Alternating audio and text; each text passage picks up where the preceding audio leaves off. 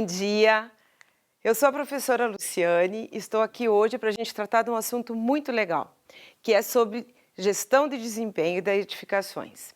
Atualmente eu sou a coordenadora do Instituto de Desempenho da URGS, onde nós temos vários laboratórios unidos pensando por desempenho.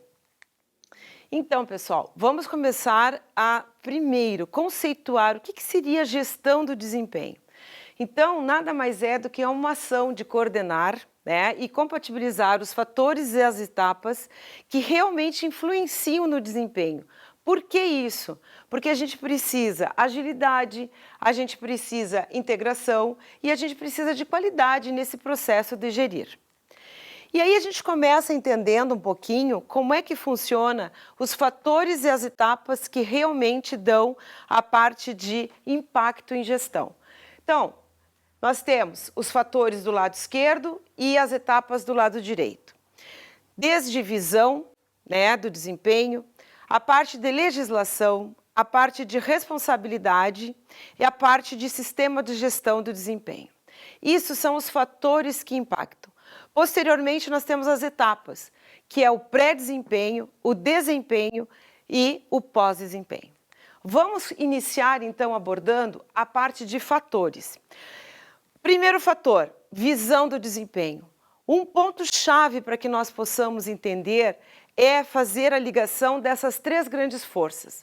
A primeira força é a função, ou seja, que tipo de função tem que ter a minha edificação? Qual é o uso que ela vai ter? O segundo tópico é onde vai estar? Qual é o meio que ela vai estar inserida? Como que nós podemos, na realidade, verificar o meio interno, ou seja, o uso realmente, o que ela vai sofrer, e o meio externo, aonde que ela vai estar exposta. E, por fim, nós precisamos determinar a força solução construtiva, porque é dela que nós vamos, então, ter a especificação de materiais, componentes, elementos e sistema. Digamos que, quando essas três forças estiverem em equilíbrio, nós poderemos ter o desempenho. Então, função na qual foi projetada, meio ao qual está exposto e solução adotada pelos projetistas. Este equilíbrio vai nos trazer a possibilidade de termos, então, o desempenho da edificação. Dentro disso, nós precisamos entender como é que é esse conceito de desempenho.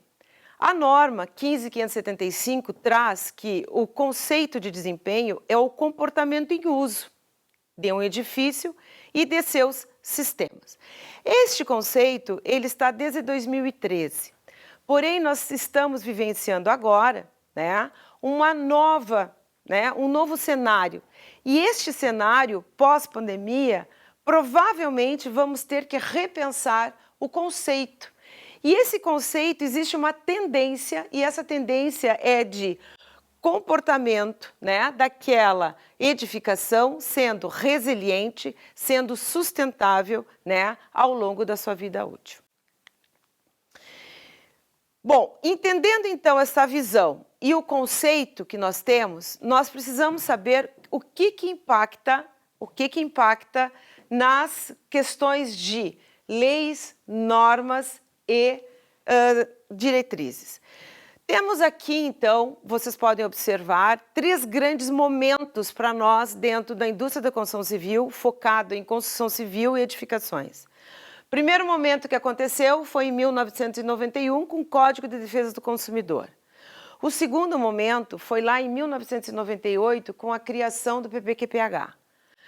Já nós temos um grande espaço e depois nós tivemos ali a norma de 2013, a norma de desempenho, e atualmente nós temos a grande revisão do PPQPH, que foi agora revista esse ano. O que essas três grandes marcos, ou seja, o que esses três grandes marcos falam para nós?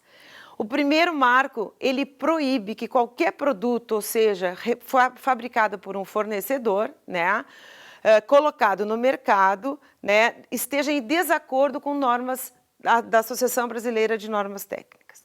Então, esse é o primeiro fato.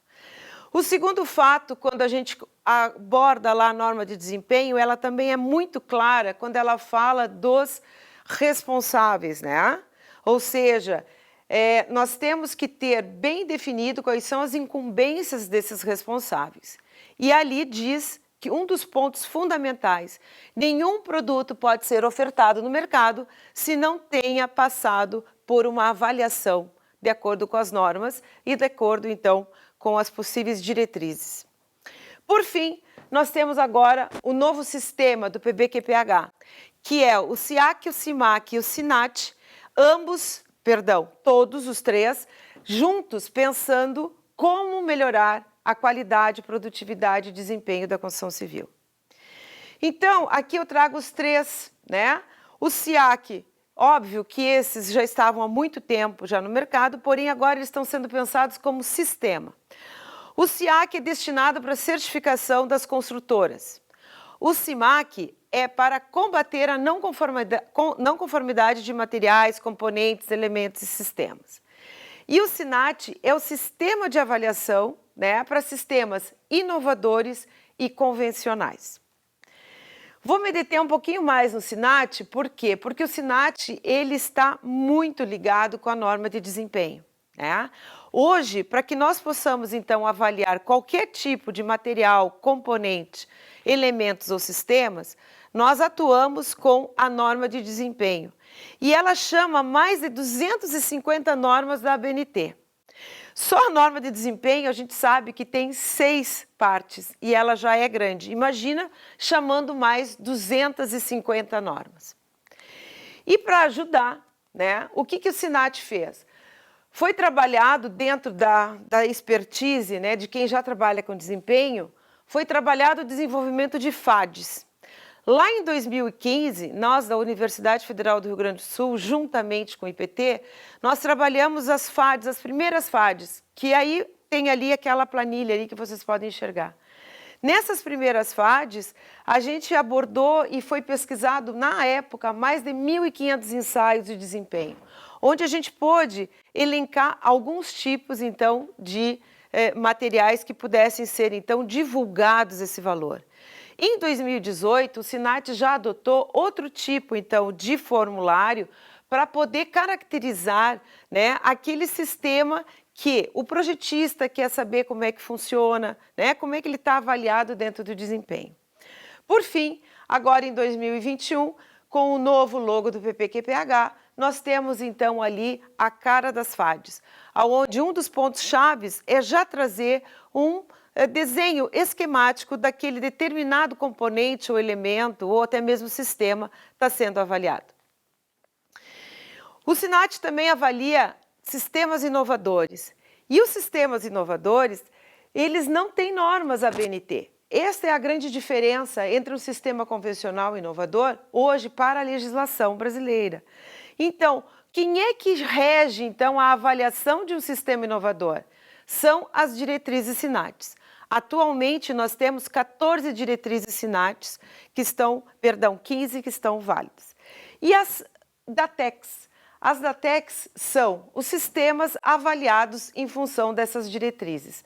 Atualmente são 43 DATECs, mas como a gente tem a renovação, muitas ainda não se renovaram, então nem todas estão válidas. Passando isso, vamos entrar então agora no terceiro fator que impacta diretamente e que a gente precisa saber gerir isso para atender o desempenho de edificações. Estamos trabalhando aqui com os atores. Estes atores, eles são o quê? São aqueles que têm a interferência, ou seja, eles interferem muito no nosso produto, a edificação. Quem são eles? Então, nós temos ali de intervenientes o fornecedor, o incorporador e construtor, o projetista. E temos também o usuário. Qual é a grande diferença entre esses dois grandes, né, grupos, vamos colocar assim? Nós temos a grande diferença que nós trabalhamos com o usuário sendo leigo numa edificação. E os demais responsáveis não são leigos. Então, quando nós vamos ofertar uma edificação para que nós tenhamos, né, uma edificação sendo responsabilizada pelo usuário, o único que não é, né, o único que não tem o conhecimento técnico é o leigo. E é o usuário que vai estar trabalhando para manter a sua edificação. Como trabalhar com isso, né? Sempre lembrando, o fornecedor de produto para a indústria da construção civil, especificamente para edificações, ele tem que, obviamente, dentro dos seus produtos, né, caracterizar o desempenho e fornecer ao fornecedor, né, fornecer ao produto o quanto que ele atende de vida útil. Isso tem que estar caracterizado no produto. Se nós pensarmos numa janela, tem que estar caracterizado. Agora, se nós estamos pensando na nossa edificação, no prédio que nós estamos construindo, nós também precisamos, né, atender. Por quê? Porque nós, como construtoras, somos fornecedores. Informar as características técnicas do produto conforme o desempenho. Informar a manutenção corretiva e preventiva. Olha aí, ó. Então, todo produto que eu vou inserir na minha edificação tem que vir acompanhado dessas informações. E a edificação também. Projetistas. Aqui, pessoal, a gente precisa ter um forte pensamento. Hoje, o projetista ele é o grande responsável. Por quê? Porque é dele que vão sair, né, a vida útil do projeto, né, daquele prédio, né, fazendo tudo a compilação de informações que chegou dos fornecedores, né, daqueles componentes, sistemas que eu elenquei para aquele edifício. Eles precisam hoje, todos os projetistas, especificar todos esses materiais, componentes, elementos e sistemas. E, obviamente, que informações referenciadas, normas técnicas e catálogos, se realmente houver a necessidade, terão que sim fazer e agregar aos seus projetos. Construtor e incorporador. Aqui a gente tem uma pequena divisão entre esses dois. E é muito importante saber que o incorporador, tem a obrigação de identificar os riscos, né, fundamentais daquele projeto. Estudos técnicos devem ser feitos pelo incorporador e essas informações devem ser passadas para os projetistas. Já o construtor, além de atender o projeto conforme foi projetado, deve fazer o quê?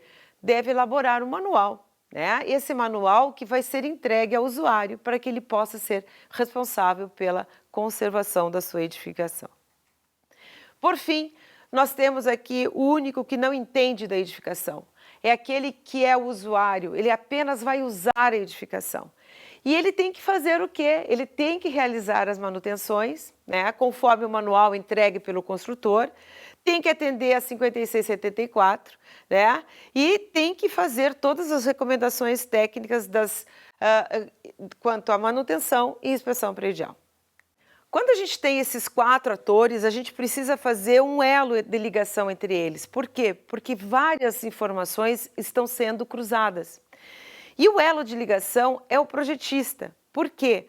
Porque o projetista, ele vai receber informações do incorporador, vai receber do construtor, vai receber dos fornecedores e também vai receber do usuário. Sim, ele recebe do usuário, obviamente que por meio de outros atributos, não diretamente, mas indiretamente. Então, esta contribuição é fundamental para os projetistas. Por quê? Porque eles têm que projetar por desempenho e, obviamente, especificar por desempenho também.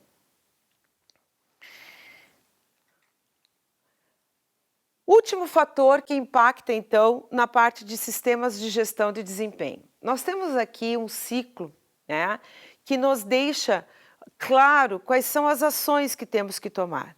Primeira ação, a gente tem que planejar, né, o desempenho, ou seja, como é que eu vou fazer esse planejamento do desempenho, que tipo de nível eu vou querer, quais são os requisitos que eu tenho que atender. Então, eu preciso planejar isso para que nós possamos projetar. Depois, nós vamos precisar controlar o planejamento, né? E esse controle, ele vai estar junto com esse controle do desempenho. Por quê? Porque essas duas grandes ações vão me dar, então, o potencial desempenho, que é o que eu estou projetando, o que eu vou construir. Então, eu preciso planejar e controlar para ver se eu estou andando dentro do que foi projetado e pensado para aquele prédio. Feito isso, eu preciso comprovar o desempenho.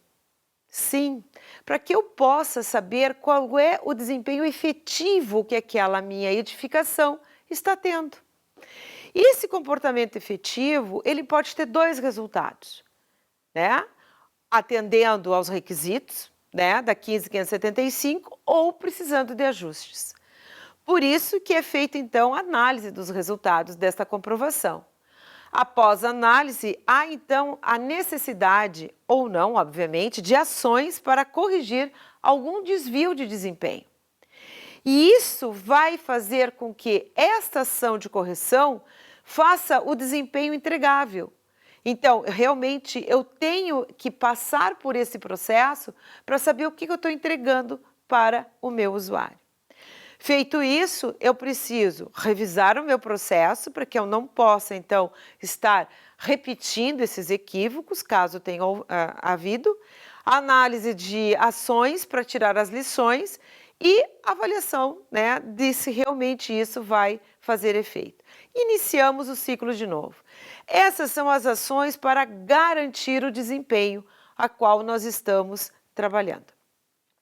Se eu tivesse que elencar quais das grandes ações dentro desse sistema eu preciso controlar, né? Eu preciso estar atenta, eu preciso estar sempre focada. É o planejamento do desempenho e o controle do desempenho. Estes dois estão trabalhando na linha do potencial desempenho. Depois, eu preciso trabalhar com a comprovação, que aí vai me dar o desempenho efetivo.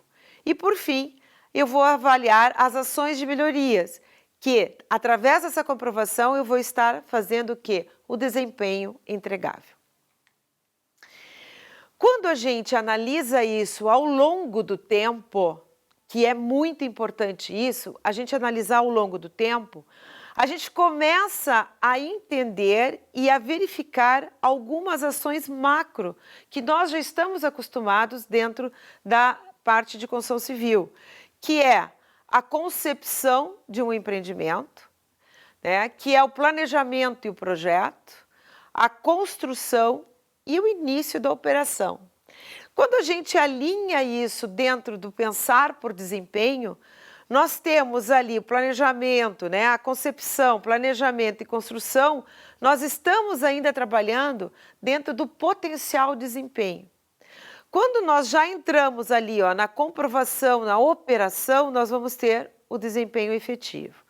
Quando nós estamos entregando e nós ainda temos aquele período de transição, que é quando nós temos ainda uma assistência técnica, nós temos aquele prazo de garantia, nós estamos numa zona de transição.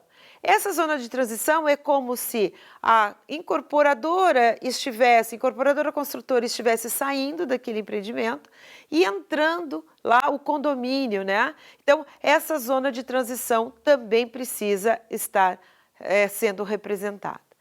E assim a gente caracteriza aqui o pré-desempenho, dentro da linha de fatores que impactam o desempenho.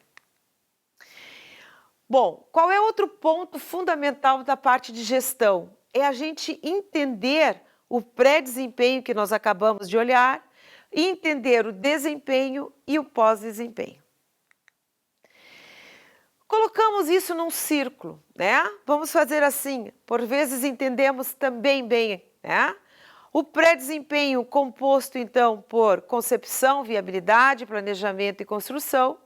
Depois nós temos o desempenho, que é a edificação, porque é comportamento em uso.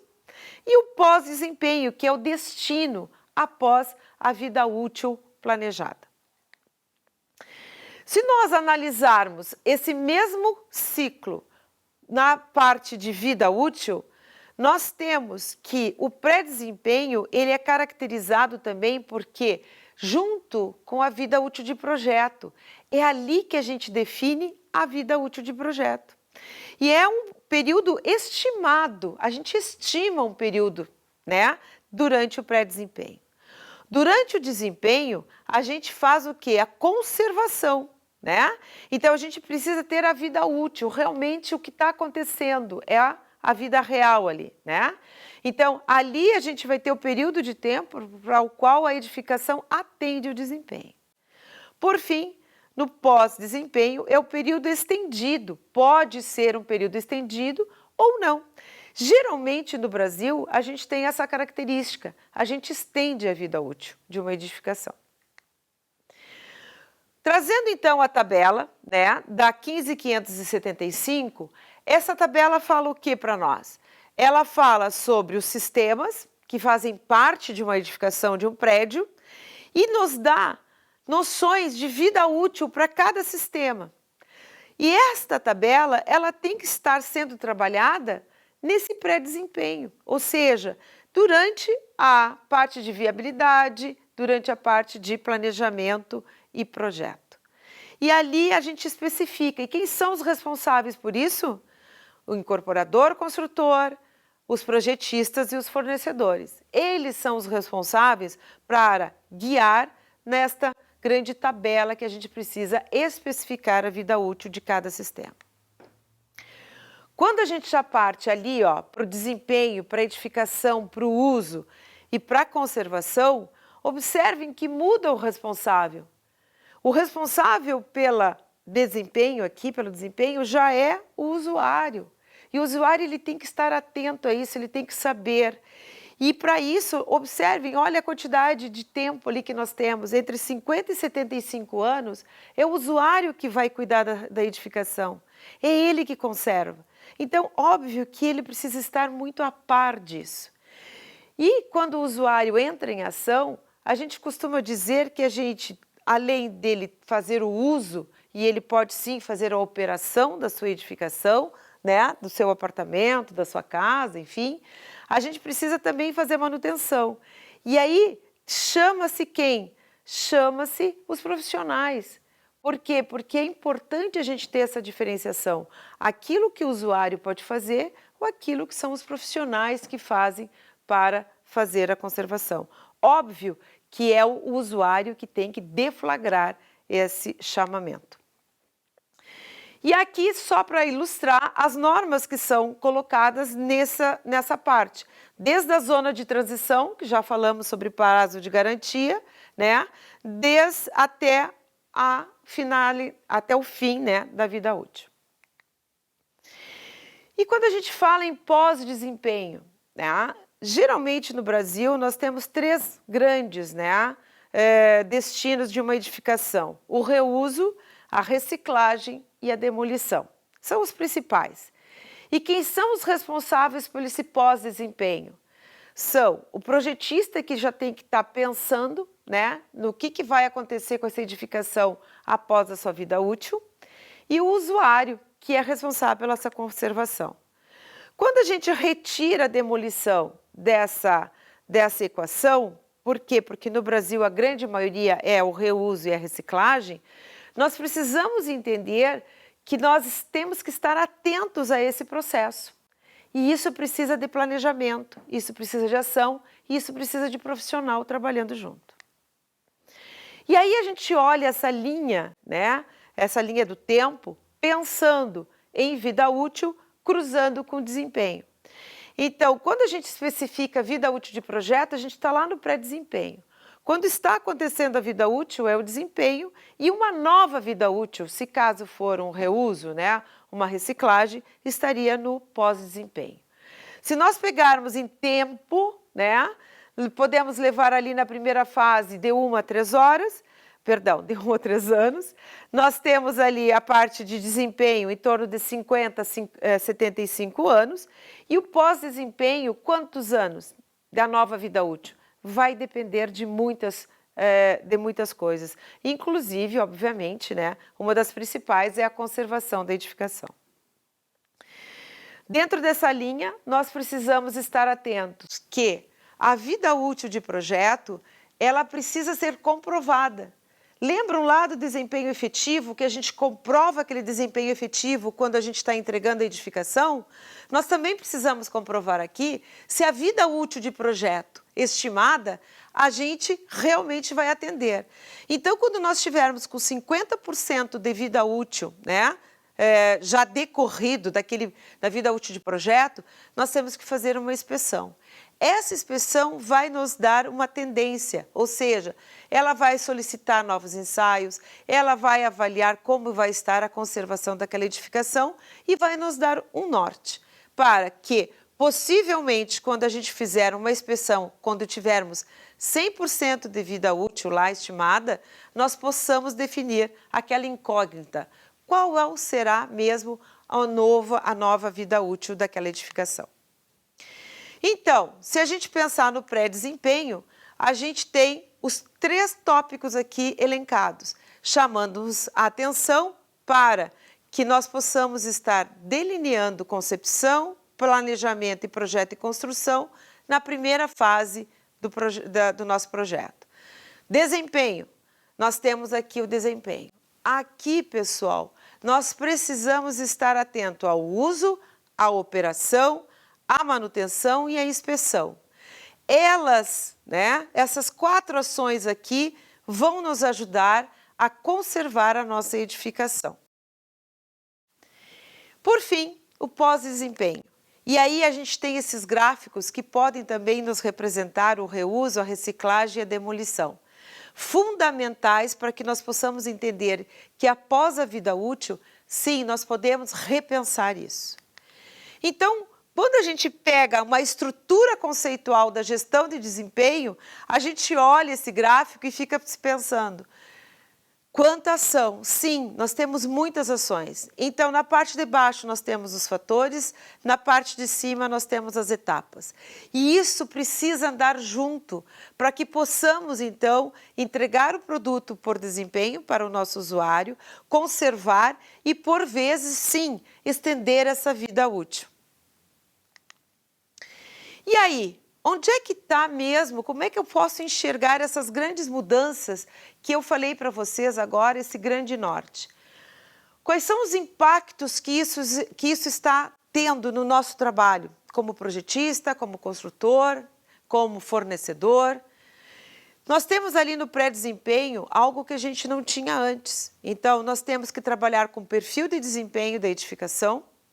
Nós temos que alinhar isso com os nossos sistemas de gestão da qualidade e o que isso impactou para os projetistas, principalmente, né? Para a parte de projeto, impactou no conhecimento, onde houve um grande boom de cursos, né? Pensando por desempenho, o que é esse desempenho. Nós tivemos um aumento considerável de tempo de desenvolvimento de projetos. Os orçamentos começaram a ser revistos, porque dentro do orçamento nós temos que fazer o quê? Nós temos que colocar todo esse controle, né, de garantia que nós temos que ter, e esse controle tecnológico, essa forma como a gente comprova o desempenho, isso tudo tem que estar ali no orçamento, porque isso impacta em ações, impacta em ensaios, né?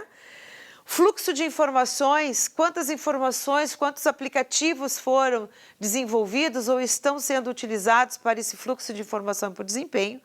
E a organização desses dados todos, né, que houve a necessidade da gente fazer aí, né, um livro ou uma forma de arquivo onde nós tivéssemos todos esses documentos, né, para nós comprovarmos que estamos atendendo a norma de desempenho. Quando a gente já pensa em construção, a gente também já entra ali, porque durante a construção nós também podemos estar fazendo algum tipo de ação para atender, né, esse desempenho.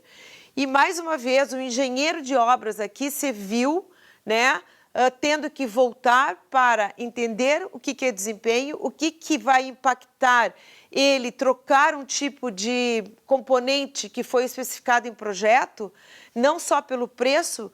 Então, hoje em dia, a gente tem que ter muita atenção a isso. Não pode mais estar trocando, né, um determinado componente da edificação se o mesmo não vai ofertar aquele comportamento igual visto por desempenho. O engenheiro de obras também, ele se viu aqui, né, com um tempo maior pensando nisso, né, e obviamente que impactou também na solicitação durante a obra de verificação do desempenho. Por vezes, há necessidade de fazer algum método de avaliação de desempenho durante ainda a execução da obra. E óbvio que não vamos deixar de fazer a comprovação, mas durante a execução da obra também a gente tem. E é óbvio que a gente tem ali que guardar todos esses documentos, que é o nosso grande, a grande forma de a gente se precaver para enfim, alguma judicialização futura. Eu costumo dizer, então, que a gente teve melhoria, então, né, uma melhoria considerável em vários aspectos, né, desde a forma de caracterizar e de comprovar e de registrar, né, as ações que a gente toma, né, a forma como a gente observou esses jogos, né, de como a gente fazia essa informação fluir, né, como que a gente tem que agora planejar os nossos objetivos e quais são as estratégias que a gente tem que usar para atender o desempenho. Quando a gente parte, então, agora para a área de desempenho, o grande impacto está aqui, foi uma atenção maior na assistência técnica, principalmente naquela zona de transição, porque ali nós temos os prazos de garantia, né? Então, temos ali um grande pensar, e o despertar do usuário, né, para a conservação da edificação. Sim, nós temos usuários que já estão preocupados com isso, antes não tinham nem ideia. E a integração da inspeção predial com a nova norma de 2020 para a parte, então, de conservação da edificação. Qual é o grande ponto que está impactando aqui? A partir de 2038, todos, né, a partir dessa data, todos que entregaram prédios terão que comprovar se a vida útil de projeto realmente vai ser atendida. Então, nós temos que pensar nisso, nós temos que ter ações para começar a desenvolver esse tipo de mecanismo, porque nós vamos ter que comprovar a vida útil de projeto. E como que isso pode estar acontecendo? Qual é a grande, né? O que uma construtora poderia, por exemplo, ter, ou a gente como sindicato poderia ter, né? Decorridos 50 anos da vida útil real, tem que comprovar a vida útil de projeto. E aí a gente precisa comprovar, aqui eu trago um exemplo de gráficos, né? De radar, que já coloca ali qual é o percentual que tu poderia ter daquela edificação atendendo, né, as 12 grandes áreas de desempenho, e o somatório dele estaria ali. Então, a gente já teria um mapeamento de como que estaria, né, como que a gente poderia estar já atendendo, ou aqueles prédios que a gente estaria tendo uma ação mais efetiva ali. E também, quando a gente pensar no pós-desempenho, nós temos que despertar os projetistas que a pré-definição do destino desta edificação é também do projetista.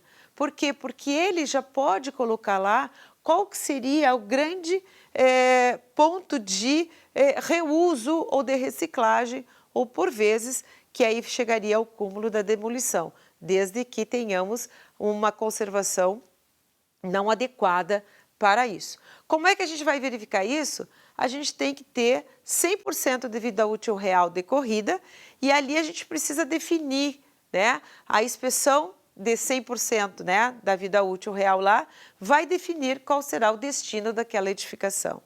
E aí a gente poderia ter um mapeamento assim, reuso, né, reciclagem, tendo esses outros pontos. Alterar, então, o usuário, né, que é o responsável, ou seja, alertar o usuário que ele é o responsável quando finda essa vida útil, né? E a conservação da edificação é determinante para o reuso, ou seja, aquilo que realmente o brasileiro faz, tendo a vida útil já finalizada.